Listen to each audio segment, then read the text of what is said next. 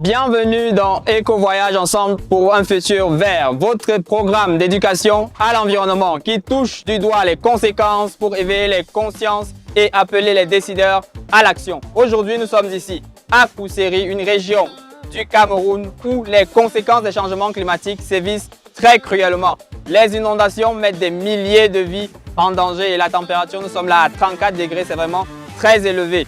Selon l'UNICEF, le Cameroun fait partie des 10 pays au monde où les enfants sont les plus touchés par ces changements climatiques. C'est des catastrophes à répétition qui aggravent les inégalités. Donc, agir ici, c'est agir pour l'avenir. Dans cet épisode, nous serons à Maroua et à Kousséri pour découvrir l'impact des inondations, rencontrer les familles et explorer les solutions pour prévenir ces catastrophes. Pour nous accompagner, les communautés des Youth Reporters de Maroua et de Kousséri, ces jeunes très engagés dans la sensibilisation environnementale.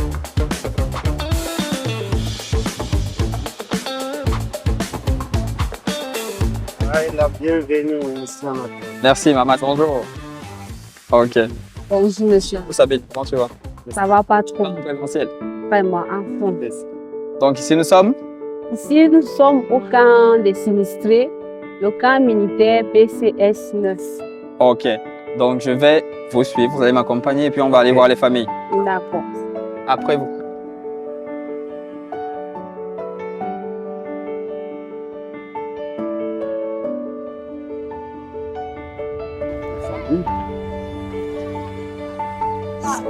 Alaikum salam. Bonjour. Bonjour, monsieur. Soyez les bienvenus dans le site sinistré du camp militaire de Kousséri. Monsieur Adam, racontez-nous un peu votre histoire. Donc en somme, qu'est-ce qui s'est passé pour que vous vous retrouviez ici? Tout a commencé avec la crue des eaux. Le fleuve Logon et Chari ont débordé, inondant également les quartiers. Et avec ça, on emporté tous les cases, les documents également, nos effets personnels, nos champs et nos articles également ménagers. Donc nous nous sommes réveillés un matin dans l'eau. Et vu la difficulté de vivre dans cette eau, nous avons fait un déplacement dans ce site qui a été offert par les autorités administratives, pouvant nous accueillir pour un temps. Vu la situation que vous traversez, qu'en est-il des enfants? Ont-ils repris avec les classes? Ça se passe comment? Oui, justement, les enfants sont les plus affectés parce que toutes les deux écoles ont été inondées. Et avec le déplacement, les 2 premières semaines, les enfants n'ont pas pu aller à l'école. Et grâce à UNICEF qui nous a donc offert des tentes, ces enfants ont repris avec l'école. Et Dieu merci, ils ont même pu finir le premier trimestre. Et vraiment, les conditions sont vraiment très bonnes parce qu'on a eu des tentes d'UNICEF et ils sont vraiment encadrés. Donc sur ce point, tous ces enfants vont à l'école malgré la situation dans laquelle nous nous trouvons. Peut-être que depuis votre arrivée dans le camp militaire, vous avez reçu un appui d'un organisme quelconque et quels sont les défis que vous attendez? La première aide que nous avons reçue, c'était de l'UNICEF. Nous avons donc reçu des latrines pour notre hygiène. Également, nous avons également reçu un appui par la Croix-Rouge qui sont venus en appui aux populations. Et nous avons également reçu des appuis financiers des partenaires. Et également dans ce camp, les enfants vulnérables ont été assistés par UNICEF également en leur donnant des nattes et des couvertures. On a aussi des activités récréatives qui sont censées accompagner les enfants en détresse, qui se font régulièrement dans le site. Et déjà, le gouvernement, par les structures étatiques, vient régulièrement s'enquérir des situations de la population, les identifie et fait le plaidoyer. Et les difficultés maintenant que vous rencontrez encore? Bon, les difficultés, c'est les difficultés de la vie courante parce que nos activités se sont arrêtées avec les inondations parce que nous sommes les agriculteurs, les éleveurs, nous sommes également les pêcheurs. Et la zone de vie est vraiment occupée. Actuellement, on n'a pas d'activité. Donc, bien que le gouvernement et les ONG nous assistent, nous sommes vraiment dans des situations très difficiles parce qu'on n'a pas de sources de revenus. Si ce n'est fait de plaidoyer aux ONG de pouvoir nous accompagner davantage. Comment est-ce que vous voyez votre avenir? Bon, nous voyons l'avenir avec espoir, comme nos voix sont entendues, on a remonté dans les informations et Dieu merci, UNICEF à travers son programme est en train d'accompagner les enfants. C'est ce qui est très très important parce que pour nous les parents, peut-être notre vie va s'arrêter. Et déjà pour les enfants, déjà avec l'appui d'UNICEF, nous avons espoir que ces enfants pourront avoir un avenir meilleur que le nôtre. Vous pensez retourner un jour? Bon, c'est un endroit qui ne peut pas être définitif parce que nous sommes là recasés provisoirement. Et le milieu d'où nous venons, c'est un milieu productif parce qu'on a nos champs, on a nos maisons héritées de nos parents. Donc nous comptons repartir si jamais le gouvernement pense à la protection de notre milieu en faisant des digues. Donc nous avons cet espoir. Et maintenant, qu'est-ce que vous pouvez conseiller aux autres pour que cette situation ne se reproduise plus à l'avenir? Bon, la population doit se réadapter parce que c'est un phénomène récurrent. Nous le vivons depuis des années. Ce n'est pas la première fois, ce n'est pas la deuxième fois. Donc, nous allons nous réadapter, mener des habitats peut-être durables, peut-être bon, chercher une situation alternative. Par exemple, changer un peu de milieu par rapport au milieu que nous sommes en train de vivre. Ok. Et bon, si vous avez quelque chose d'autre à dire, nous, on vous écoute. Ok, vraiment, je remercie les gens qui sont en solidarité avec les populations vulnérables. Et surtout UNICEF. Surtout UNICEF, vous savez, parmi cette population, la population qui est très vulnérable, c'est les femmes et les enfants. Et déjà, ce volet, UNICEF fait beaucoup. Et surtout le cas d'hygiène. Vous savez, nous avons quitté, nous sommes venus ici, il n'y a pas de latrine, on n'avait pas d'école. Et grâce à UNICEF, on a de latrine, on a de l'école qui est déjà primordiale. Donc, tout ce que mon souhait est que UNICEF intensifie ses actions en faveur des enfants.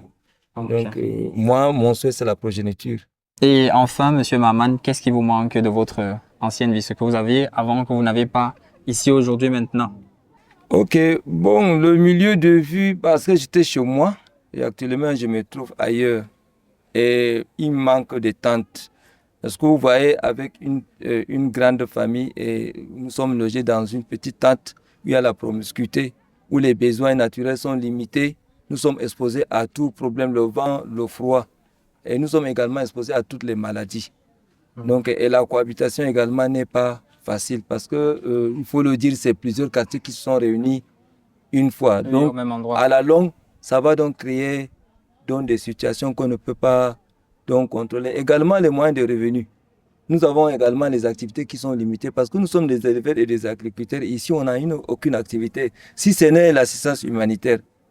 Donc, c'est les difficultés auxquelles nous faisons vraiment face. Donc, merci à vous, Monsieur Adam, de nous avoir reçus ici. Et merci également à votre famille. Je vous souhaite le meilleur. J'espère que l'avenir sera vraiment radieux pour vous et pour tous les enfants du camp. Ok, merci également à vous et à UNICEF et à tout ce que vous faites pour la communauté. Nous vous remercions énormément.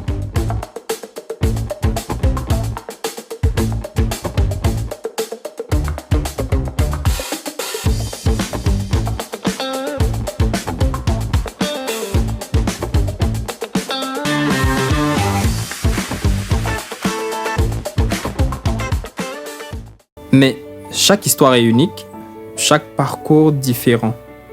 À quelques pas de là, une jeune fille et sa famille tentent de survivre dans des conditions précaires. Découvrons leur quotidien.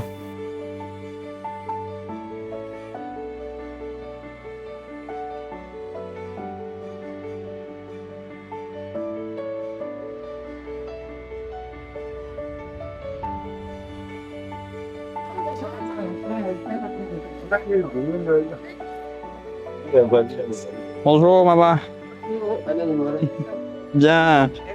Ok. Merci bien. Bonjour, Radia. Bonjour. Moi, c'est Anatole. Comment tu vas? Bien, et vous? Plutôt bien aussi. Un peu fatigué par le voyage. Donc, je viens dans le cadre de l'émission Éco-Voyage et j'aimerais savoir quelle est ton histoire. Comment est-ce que tu t'es retrouvé ici, d'où est-ce que tu viens? Je m'appelle Adjangupto Apaliman. Je suis élève en classe de seconde. Suite au phénomène d'inondation, nous sommes retrouvés sinistrés, sans abri, désescolarisés. Suite à la situation de nos parents qui avaient tout perdu pendant les inondations, ils ne pouvaient pas assurer les scolariser des enfants. Nous et nos familles, nous trouvions ici au camp sinistré. Ici, nous avons plusieurs problèmes, tels que la perte de notre document, nos habits et nos denrées alimentaires. Ok, on ressent l'émotion qui transpire de ton récit. Donc, tu nous expliques que tu as perdu tous tes documents, J'ai dont perdu ton acte de naissance les actes de naissance et, et nos diplômes. et les diplômes. Tu faisais quelle classe avant d'arrêter? La seconde, La seconde. Et donc, depuis les inondations, tu as arrêté. Tu es avec qui ici exactement? je suis avec mes parents. Tes parents, donc le papa et la maman. Oui. Ah, ok. Et la situation, ça se passe comment? C'est très difficile ici avec nous. Très difficile. Oui. Est-ce que néanmoins, il y a eu de l'aide pour vous, pour toi, pour la famille? Est-ce qu'il y a des perspectives?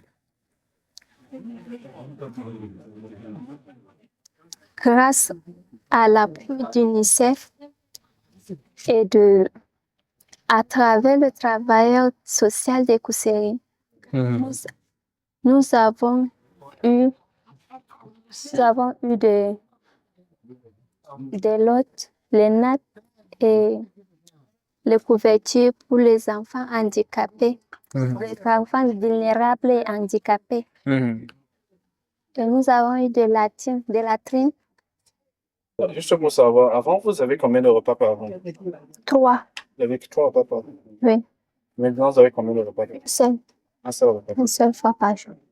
Comment vous faites pour le moment ici, pour pouvoir avoir à manger et autres chaque jour? Qu'est-ce que les parents font? Donc, avant, mon père travaillait, mais maintenant, mon père a perdu son travail. Il est malade. On s'est débrouillé avec les charbons, les arachides, pour pouvoir gagner quelque chose à manger. Mhm. On fait des petits commerces, les gâteaux, ce qu'on fabrique, on fait ici pour à vendre et on trouve quelque chose à manger ici. Avec la maman également. Oui. Ok. Vous faites le charbon là, comment si je peux savoir? On attache en tassé comme ça et on vend ça. Vous fabriquez vous-même le Non, charbon on achète et puis on et vous revendez. revend encore. Donc, et vous êtes une famille de combien de personnes en tout? Les parents, les enfants ensemble? Nous sommes à 10. 10. Vous vivez ici à 10? Nous sommes à 10. Ok. Parmi les 10, on a 8 enfants. Et les 2 parents. Et c'est toi l'aîné? Non, chez mon grand frère. Mais lui aussi, il chôme toujours. Il est aussi ici avec vous. Oui, il est ici avec nous. Donc, quel était ton rêve avant que cette situation de sinistre ne se produise? Je voulais être docteur. Et est-ce que tu aimerais retourner à l'école? Non, je n'en peux plus. Est-ce que je peux savoir pourquoi? Je voulais aider mes parents. Je ne peux pas retourner à l'école parce que je veux aider ma maman à adopter les enfants avec elle. Sinon, ma mère elle est toute seule. Je dois aider mes parents. Est-ce que tu penses que la solution, c'est d'arrêter les études?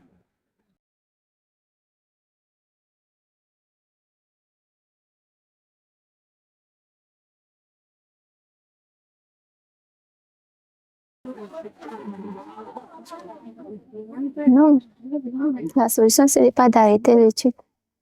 Je me manque de moyens. Maintenant, bon. Maintenant, chaque jour, n'est-ce pas? Comment tu te projettes dans l'avenir? Quels sont Quels sont tes projets pour la suite? Ensuite, il n'y a pas de projet, tous les documents sont perdus de celle-là. Tous les On a documents encore- sont perdus, il n'y a pas de projet pour le moment. Il n'y a pas de projet pour le moment. Donc, qu'est-ce que tu aimerais alors? Si une opportunité se présente, j'aimerais faire la couture pour aider mes parents Mhm. avec les alimentations. Et comme on avait perdu nos denrées alimentaires, on a besoin d'aide. On a vraiment besoin de votre aide. Est-ce que c'est un projet de retourner de là où vous venez de... Oui, on a besoin de l'abri, puisque tout est détruit là-bas. Donc, il faut absolument reconstruire L'abri de latrines pour pouvoir retourner. pour pouvoir retourner là-bas.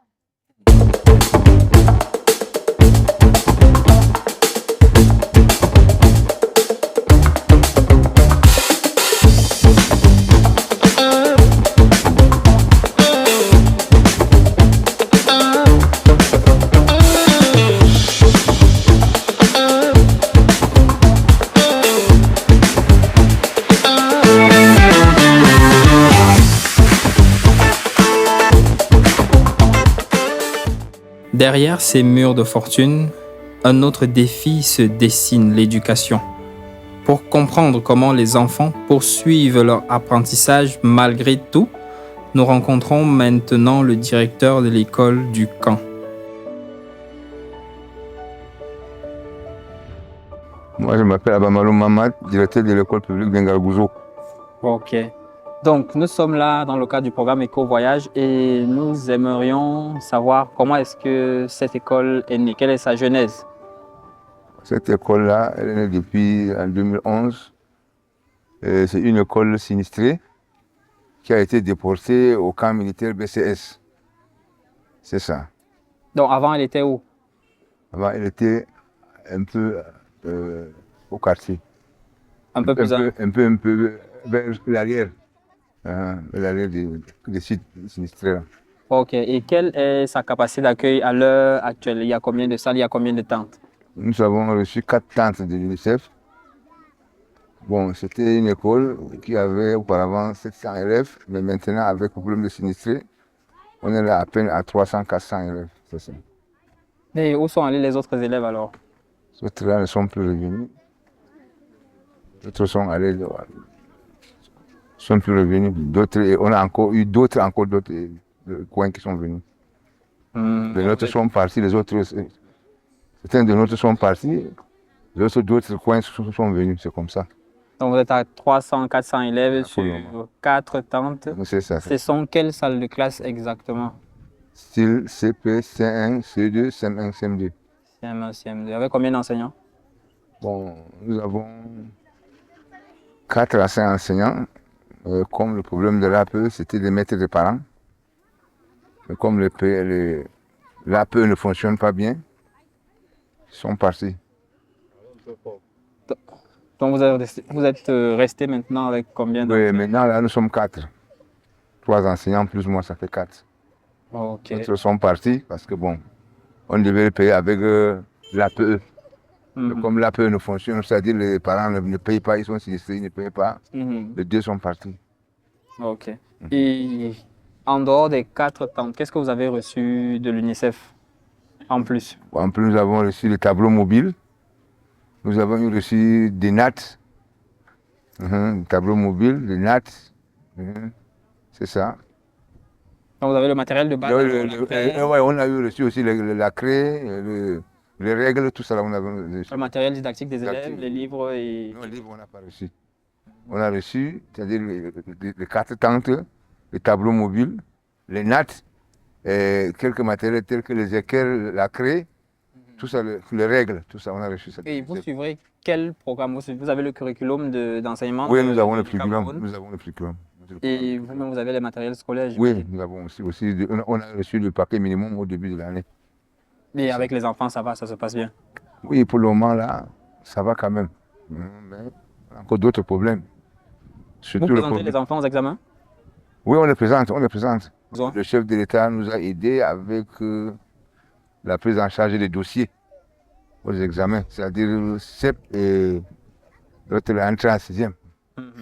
Il nous a aidé avec ça, on le remercie beaucoup Mhm. pour ça.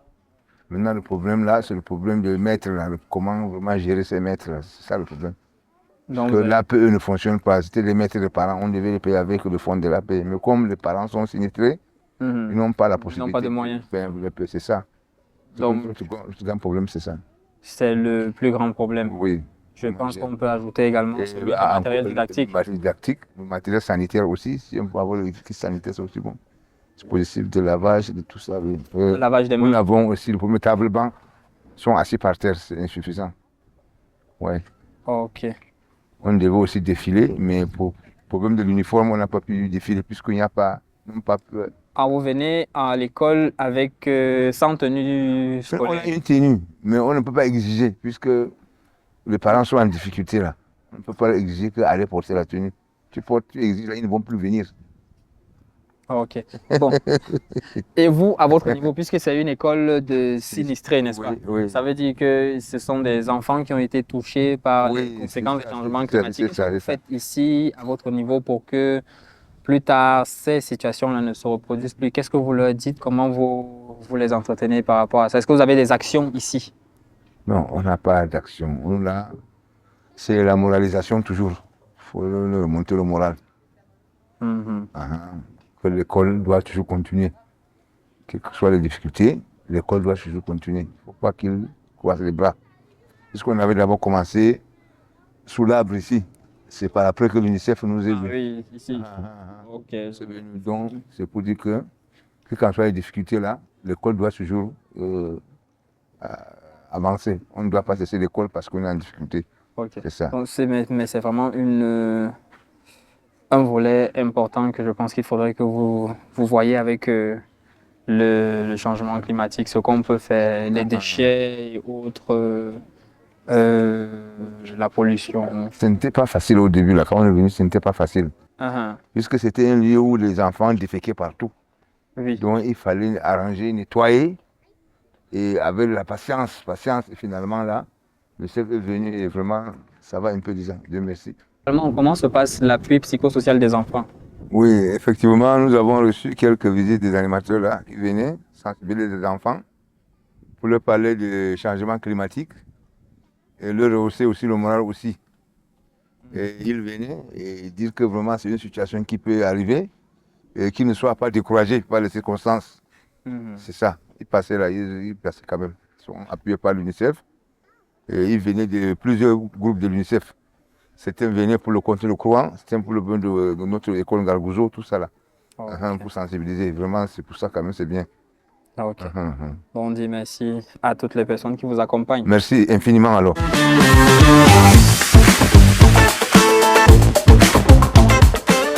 Le parcours vers le retour à la normale est semé d'embûches.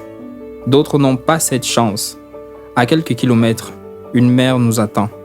Déplacée à plusieurs reprises, elle porte les cicatrices d'une vie marquée par les catastrophes. Ces témoignages nous bouleversent, mais ils nous éclairent aussi. Pour mieux comprendre l'ampleur de la crise, prenons un instant pour retenir l'essentiel.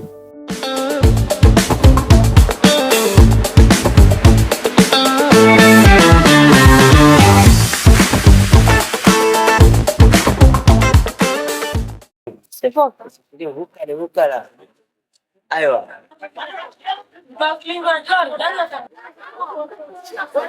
Bonsoir maman. Bonsoir. Moi c'est Anatole. Moi, c'est Ladi Dauna. Ok, je viens dans le cadre du programme Éco-Voyage et on vient dans le camp des déplacés voir un peu comment ça se passe pour vous. Donc j'aimerais, pour commencer, savoir comment ça s'est passé pour que vous arriviez ici et vous êtes venu ici avec qui? Est-ce que vous avez de la famille? On a la famille. Je suis venue avec ma famille. La famille, le papa, les enfants. Oui, Vous êtes au nombre de combien? nous sommes au nombre de 14. 14. Oui. Donc vous avez fait 13 enfants. Non, Ah, il y a mes petits-fils. il y a vos enfants et vos petits-fils. Oui. Ok, comment ça se passe pour vous ici? Nous sommes ici bien parce qu'on nous a aidés. Puis nous sommes aussi protégés. Protégés.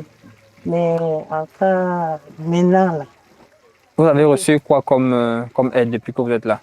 Et de quelle organisation? Les Intersos, Vous avez eu quoi? on a eu 54 000. 54 000. Et après, c'est 108 000. C'est ça qui vous permet de faire le commerce là? Non, j'ai acheté les 108 000 que j'ai pris là. Ma grande sœur était décédée. C'est ça que j'ai dépensé au dé là. Ah, ok. Et ici, dans le camp, il y a quel besoin en particulier en plus? Il fait beaucoup de besoins, mais il n'y a pas les moyens. Mais vous, qu'est-ce que vous pouvez demander à ceux qui nous écoutent? Ceux qui nous écoutent, on leur demande de nous aider. Si on nous donne le 1000 ou bien l'argent pour le commerce, ça peut nous aider. C'est ça que nous faisons. Et puis, quand la personne vient t'aider, si te donne même, si c'est 5 francs, même 500, c'est beaucoup. Tu vas lui dire merci. Les enfants vont à l'école? Oui, les enfants vont à l'école. Ici dans le camp? Oui. Il y a une école ici dans le camp? Non, c'est là-bas au groupe 1.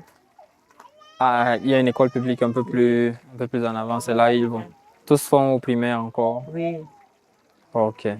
Et ça se passe bien? Et vous, pour l'avenir, pour après ici, vous pensez que ça va se passer comment pour vous? Qu'est-ce que vous pensez pour vous pour après? Après, on pense que l'État nous aide. Parce qu'on n'a pas la force. Pour retourner? Oui, il n'y a même pas les maisons sont cassées. On a des moyens pour construire les maisons pour qu'on retourne à la maison. Mais est-ce que vous y pensez quand même? Est-ce que vous pensez quand même à retourner? Oui, on pense à retourner. Et qu'est-ce qui vous manque pour ça? Manque de moyens. Financier ou bien matériel? Financier, matériel. Les tôles, on n'a pas les tôles. Les tôles sont gâtées. Chaque année, nous sommes sinistrés. Les tôles sont gâtées. C'est la première fois que vous vous retrouvez dans le camp ou bien? Non. Avant, c'était en 2012, 2020, 2022, en plus 2024. Bon, c'est vraiment pas facile. Et par rapport à votre vie d'avant, le camp, qu'est-ce qui vous manque? Par rapport à notre vie d'avant, avant, on vivait très bien. Cette année-là, c'est très difficile parce que c'est très difficile. C'est très difficile. Non, laissez-la tourner, il n'y a pas de souci. Non, elle va venir mettre l'eau. C'est très difficile parce que la frontière est fermée. On ne laisse pas les pêcheurs pêcher. Si on veut la pêche, là, on ferait bien avec la maison. Il n'y a pas la pêche. Donc avant, vous faisiez la pêche? Avant? Non. Les gens qui pêchent, on part au bord acheter les poissons avec eux. Et puis vous partez vendre? Oui. Donc maintenant c'est bloqué. Maintenant c'est bloqué. Il n'y a plus ça. C'est bloqué. Donc ce qui vous manque, on va dire quoi? C'est ce commerce entre les deux pays qu'il y avait avant et qu'il n'y a plus maintenant. Vous avez dit tout à l'heure que ça fait 4 fois déjà. 4 fois, oui. Donc, avec l'expérience que vous avez, et je pense que ça ne vous plaît pas d'être déplacé comme ça tout le temps, je me demande donc qu'est-ce que vous pensez qu'on peut faire pour que ça ne se reproduise plus? Nous voulons la digue. La digue? La digue. Si à la digue, là, ça va nous protéger. Ok. Donc, il faut qu'on fasse une digue pour protéger les populations des inondations. Ok. Bon, merci à vous de nous avoir reçus en plein milieu de votre travail. On va... Merci aussi. Près de 100 000 personnes touchées, plus de 20 000 familles déplacées. C'est de nombreux décès, des pertes de maisons, des destructions d'infrastructures et des établissements scolaires, la déscolarisation, les maladies, la promiscuité, des dommages agricoles et environnementaux, plusieurs millions d'enfants affectés dans le Sahel par les crises climatiques. Ce sont donc de nombreux besoins urgents pour soutenir l'effort de relèvement, pour reconstruire, pour prévenir la survenue de telles catastrophes. Ces chiffres nous montrent à quel point nous devons agir ensemble pour protéger nos communautés, pour protéger les enfants. Chaque action menée ici, qu'elle soit locale ou internationale, compte pour limiter ces catastrophes et contribue à leur donner une chance pour un avenir meilleur. Sensibilisation, reboisement et gestion durable des ressources sont essentielles. Merci de nous avoir suivis dans cet épisode d'Éco-Voyage. Ce que nous avons vu aujourd'hui à Kousséri n'est qu'un exemple parmi tant d'autres dans le Sahel et le bassin du Tchad. Pour ces enfants, ces familles et ces communautés, il est urgent d'agir. Soutenez, mobilisez et devenez acteurs du changement. Ensemble, faisons du Cameroun un exemple d'action climatique. À bientôt pour de nouvelles histoires, de nouvelles actions, une nouvelle aventure. Ce fut un plaisir.